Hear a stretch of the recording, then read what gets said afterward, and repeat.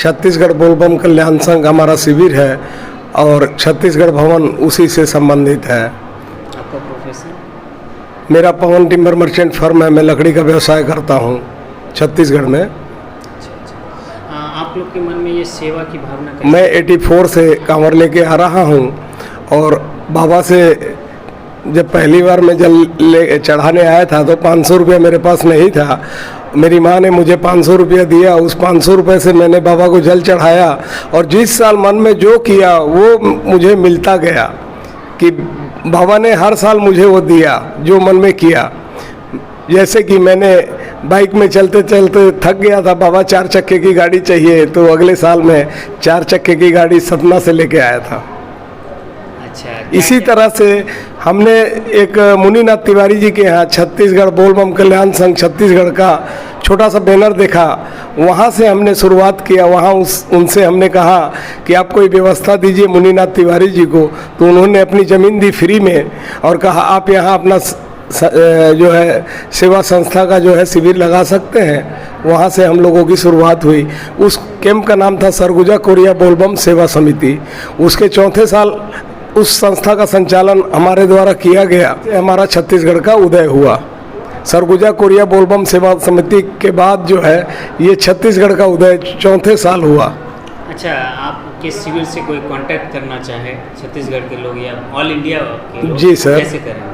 तो हमारा जो छत्तीसगढ़ बोलबम कल्याण संघ संस्था है, रजिस्टर्ड संस्था है, इसका नंबर मिल जाएगा, आपको दे देंगे। मिल जाएगा? हाँ, ये मिल जाएगा, यहाँ पर मिल जाएगा नंबर, उसका रजिस्टर्ड नंबर। अच्छा, आपके शिविर में क्या क्या व्यवस्था है? हमारे शिविर में विशेषकर भोजन की व्यवस्था हमारी सबसे पहली प्राथमिकता थी और हमने वहीं से शुरुआत किया।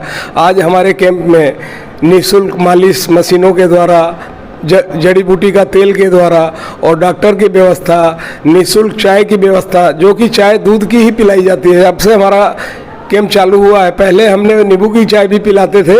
इस साल हम लोगों ने निर्णय लिया कि दूध की चाय पिलाएंगे, तो दूध की पूरी चाय, ठंडा पानी फ्रीजर लगाया हुआ है। हमारा एक नॉर्मल पानी का भी मशीन लगा हुआ है। ये सारी व्यवस्था है। सुबह पूड़ी सब्जी जलेबी का नाश्ता दिया जाता है 7 बजे से 10 बजे तक। फिर उसके बाद जो है 12 बजे से 3 बजे तक भोजन खिलाया जाता है बमों को और फिर 7 बजे शाम को आरती होने के बाद 7:10 पे हमारा भंडारा चालू हो जाता है। 10 बजे हमारे वर्कर सो जाते हैं और उसके बाद जो है भंडारा जो बचता है वो हमारे कार्यकर्ताओं के द्वारा खिलाया जाता है। रोटी बनाने की मशीन हमारे खेड़िया जी के द्वारा, राधे श्याम खेड़िया जी के द्वारा दी गई है और रूम भी हमारे बहुत से हैं, तो रूम भी हमें डोनेट में मिले हुए हैं।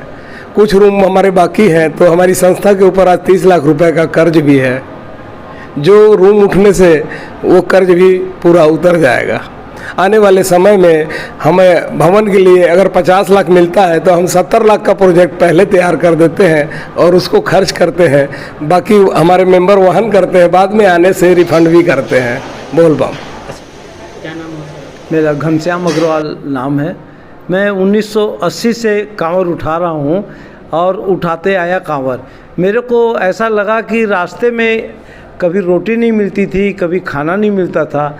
हमारे मन में एक भाव आया कि हम भी एक छोटा सा कैंप लगाते और हम लोग भी एक सेवा करते और बमों को जो है भोजन अच्छा कराते।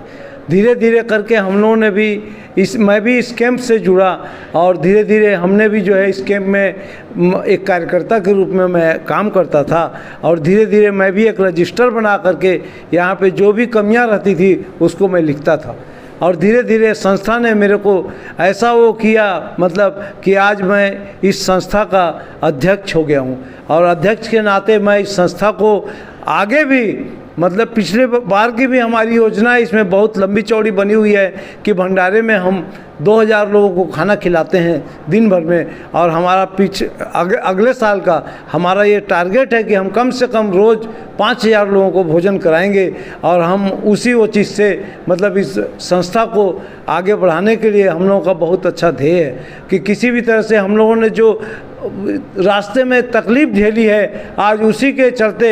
और मैं जो है 10 साल से करीब संस्था में यहाँ सेवा देता हूँ, तो मैं तो अपने आप को ये समझता हूँ कि बाबा ने मेरा प्रमोशन कर दिया कि मैं पैदल चलता था और आज एक संस्था में बैठ करके सभी बमों के साथ बैठ करके और बमों की सेवा करता हूँ।